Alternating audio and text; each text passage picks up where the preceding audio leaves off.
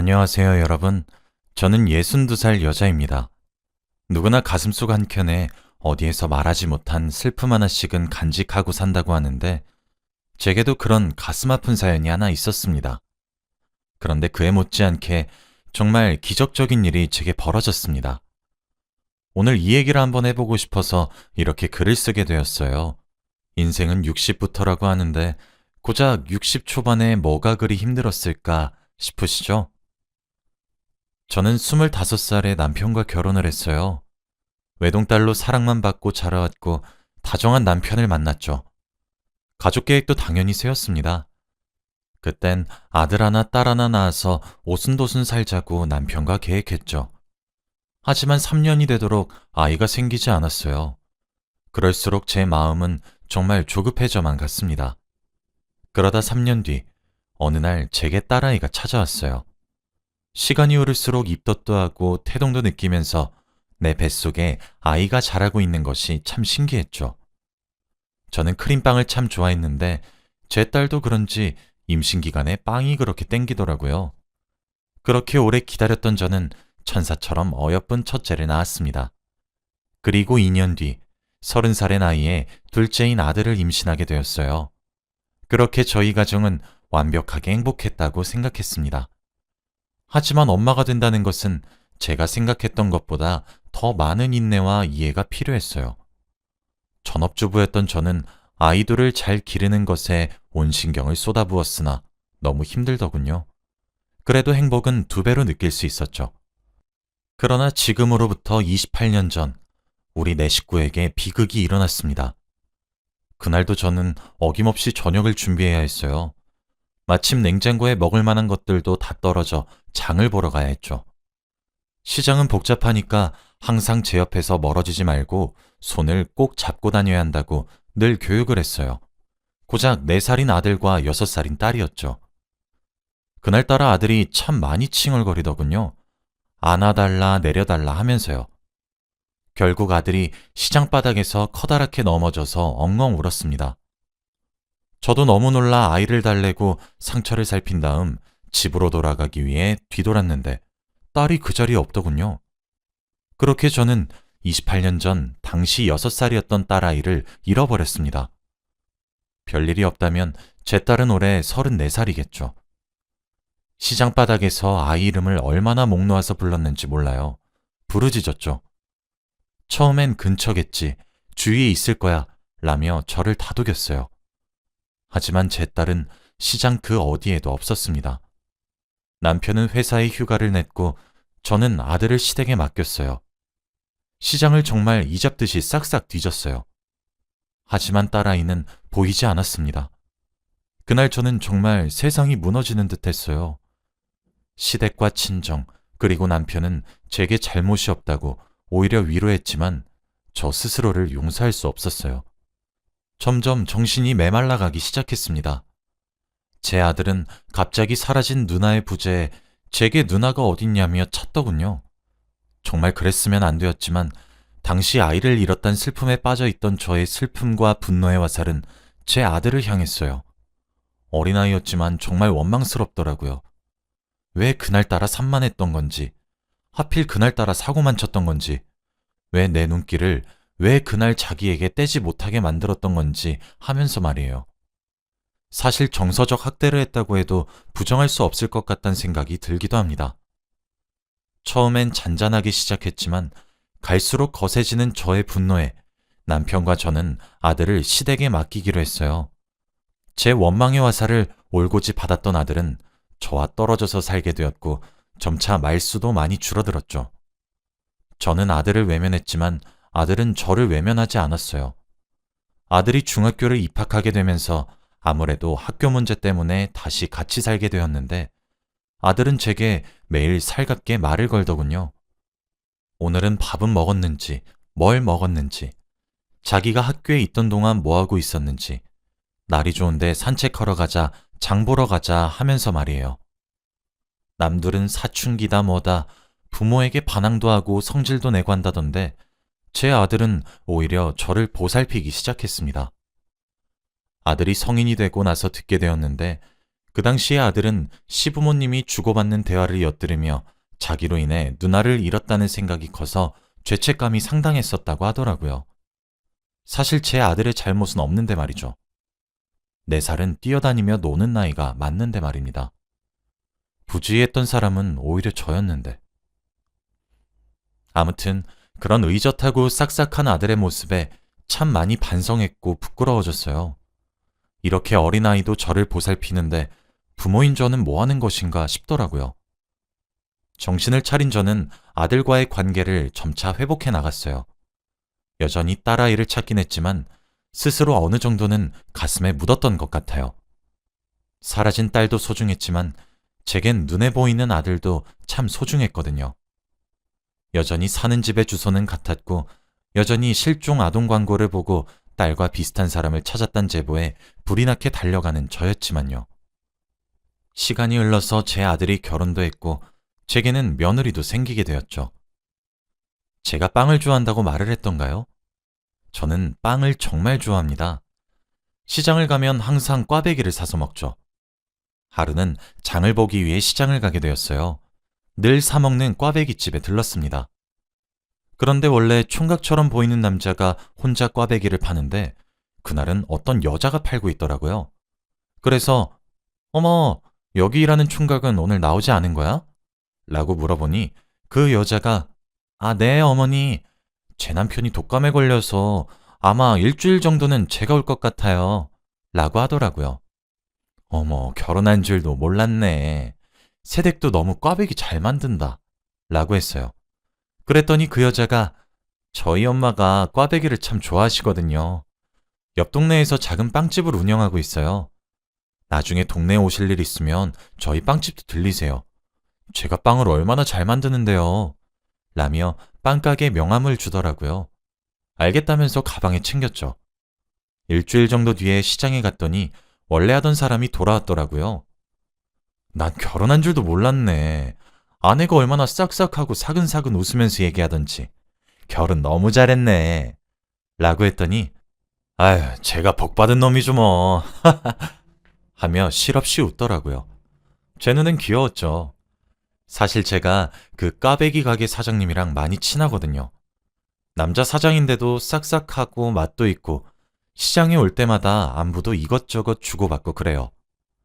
아니나 다를까 시간이 흐르면서 간혹 사장의 아내도 몇 번 만나기도 했고 아내가 없을 때는 아내 빵집은 이것보다 훨씬 맛나다면서 제게 추천을 하며 엄지를 치켜 세우는 가게 사장의 모습을 보게 되니 사람 호기심이란 게 저렇게까지 입이 마르고 닳도록 칭찬을 볼 때마다 해대니 궁금해지기 시작하더군요. 저는 결국 받았던 명함에 그려진 약도를 보며 빵집을 찾아갔습니다. 사근사근 웃으면서 반겨주고 있더라고요. 새댁, 오랜만이야. 여기 빵집이 하도 맛있다고 꽈배기 사장이 아주 시장 여기저기 소문내고 다녀서 내가 맛보려고 왔어. 여기 뭐가 제일 맛있어? 하며 인사했어요. 어머, 오랜만이에요, 어머니. 저희 집에서는 밤이 들어간 방식빵이랑 크림빵이 제일 맛있어요. 하며 이것저것 골라주더라고요. 그런데 빵 맛이 정말 맛있는 겁니다. 야들야들하고 촉촉한 것이 정말 앉은 자리에서 개눈 감추듯 먹었다니까요. 그렇게 저는 시장에 가면 꽈배기 집에 가서 꽈배기를 사 먹었고 한 번씩 옆 동네에 있는 빵집을 찾아가는 단골이 되어 있었어요. 그 부부와는 가벼운 하소연을 할 정도로 친해졌죠. 솔직히 제 자식들 또래로 보이는 부부였는데 열심히 살려고 노력하는 모습을 보고 있으니 기특하기도 하고 대견하기도 하고 그랬죠. 그러다가 알게 되었습니다. 부부 둘 다 시댁과 친정 식구가 지금은 하나도 없다고 하더라고요. 그 말을 듣고 저는 명절이 다가오면 명절 음식도 몇 개 챙겨주기도 하고 동지에 팥죽도 나눠주기도 하며 정을 나눴어요. 시간이 흐를수록 정이 참 많이 들었죠.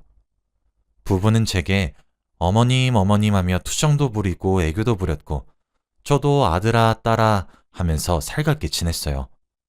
손님과 가게 주인의 관계인데도 불구하고 보기 드문 사이긴 했었죠.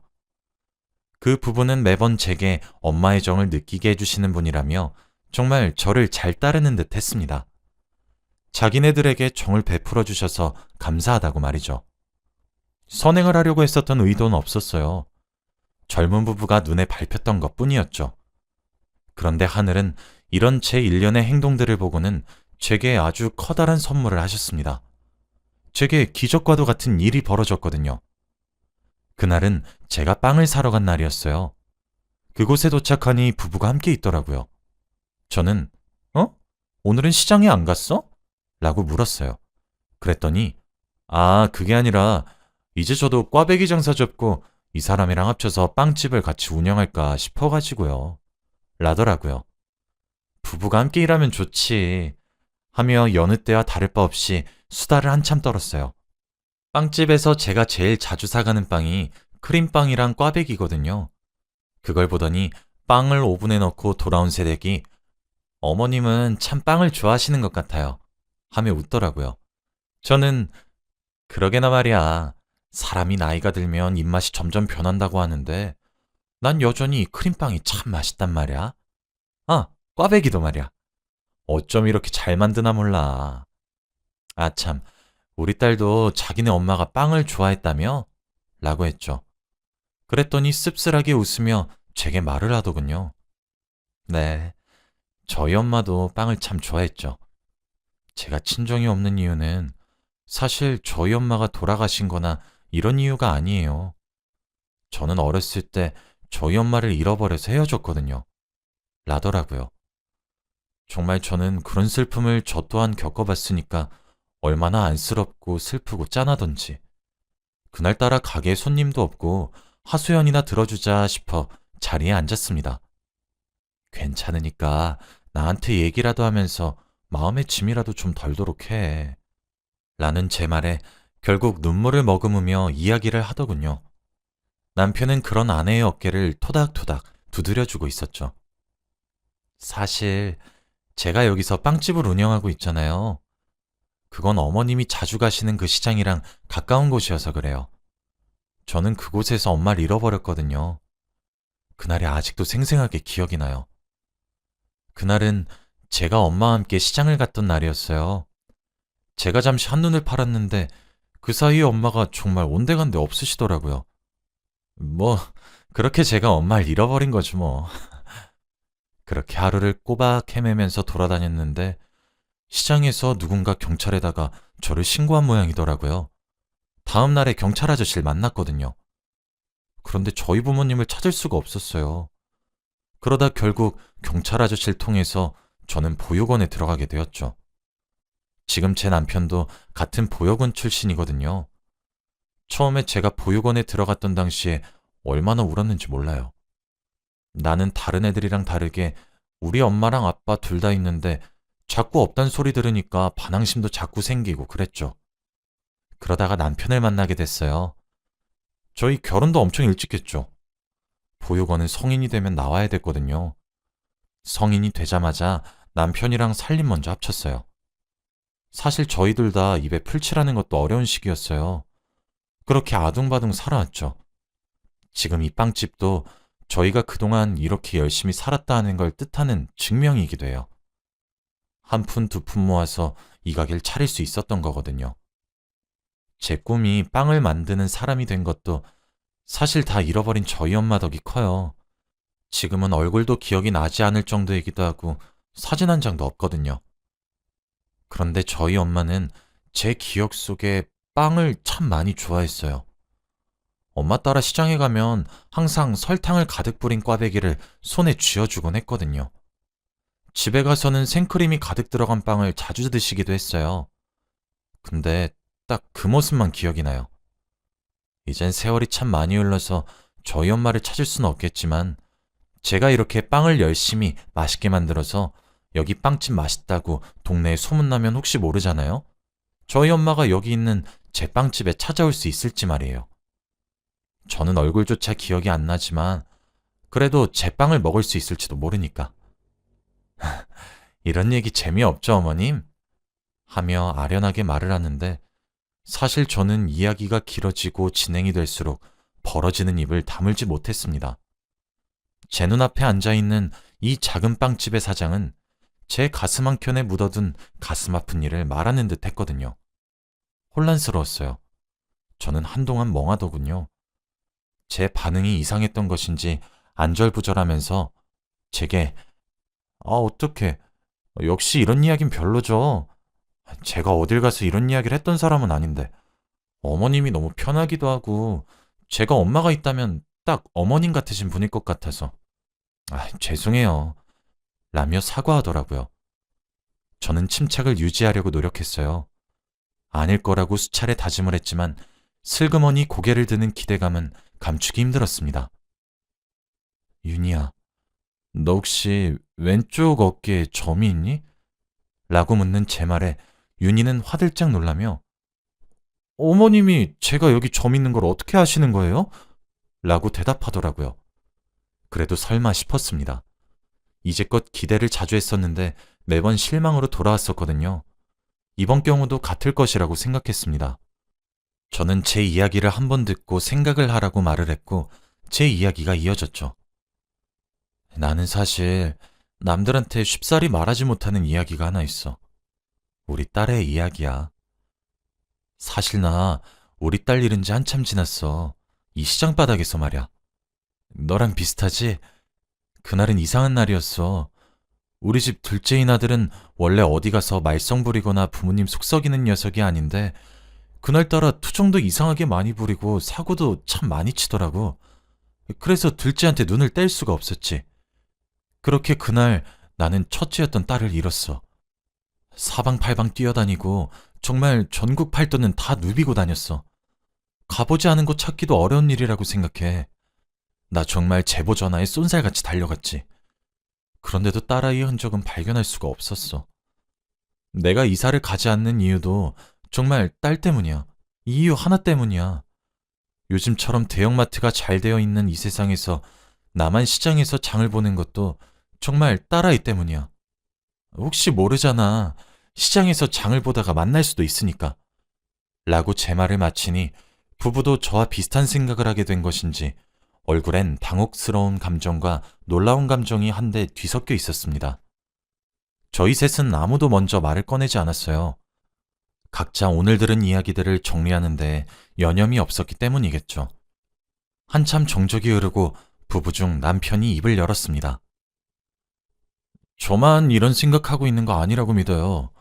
여보, 어머님, 유전자 검사 한번 받아보시지 않을래요? 이거 진짜 믿져야 본전이잖아요. 안 그래요? 비용은 제가 낼게요. 검사만 받아보는 것은 어때요? 어머님도 딸 정말 오랜 기간 찾아 헤매셨다고 했잖아요. 제 와이프도 그래요. 믿져야 본전인데 유전자 검사 한 번만 해봐요. 라며 강력하게 주장하더라고요. 결국 저희 둘은 그 의견에 크게 동의를 하게 되었고 일사천리로 유전자 검사를 의뢰했습니다. 그런데 정말 기적 같은 일이 벌어졌어요. 저희 둘은 정말 모녀 관계가 맞아떨어진다는 결과를 받게 되었거든요. 한참 동안 그 서류와 제 딸의 얼굴을 번갈아가며 보다가 저는 결국 눈물을 쏟아내었습니다. 고생했다, 고생했어. 그동안 정말 고생했다. 하며 끌어안아 토닥거리며 우는 저와 그런 제품에 안겨 아이처럼 엉엉 소리내어 우는 딸을 보고 있자니 그 감정은 정말 이루 말할 수 없는 감정이었어요. 저는 그 즉시 저희 가족에게 모든 사실을 알렸습니다. 당연히 가장 놀란 사람은 제 아들과 남편이었죠. 몇 번이나 사실이 맞냐며 진실이냐며 되묻더라고요. 그렇게 가슴 아팠던 그날의 이별은 생각지도 못한 기적의 선물로 탈바꿈해 저를 다시 찾아왔어요. 온 가족이 한데 모여서 했던 가족 상봉을 생각하면 지금도 눈에서 눈물이 찔끔 나오는 것 같아요. 시장에서 장을 보다 알게 된 꽈배기 사장과 빵집 사장, 지금은 제 딸과 사위가 되었습니다. 세상 사는 일은 정말 아무도 모른다고 하더니 그 말은 정말 맞는 말이라는 생각을 하게 되었네요. 저희 관계가 이렇게 될 줄 그 누가 알았겠나요? 지금은 딸과 사위가 저희 집에서 함께 지내고 있어요. 괜찮다고 손사래를 치며 거절했지만 떨어졌던 시간이 길었던 만큼 저와 제 남편과 오랜 시간을 함께 보내고 싶다며 저희를 모시겠다고 하더라고요. 아직은 엄마라고 불리는 그 작은 입이 제 눈엔 여전히 6살 먹은 아이 같기만 합니다. 그리고 사위도 정말 고맙게도 버림받았던 어린 시절의 보답인지 본인에게 부모가 생긴 것만 같아 저희를 정말 부모처럼 여기고 모시려고 해요. 어찌나 고마운지 몰라요. 저는 그렇게 잃어버렸던 딸을 되찾고 새로운 아들을 하나 얻었습니다. 앞으로는 정말 많은 시간을 보내며 그동안 쌓지 못했던 추억들도 많이 쌓아보려고 해요. 내일은 제 딸과 함께 옷을 사러 나가기로 약속했는데 너무 설레서 오늘 잠을 잘 수 있을지 모르겠네요. 제 이야기를 들어주셔서 감사합니다. 여러분들의 가정도 항상 평안하고 행복하시길 바래요.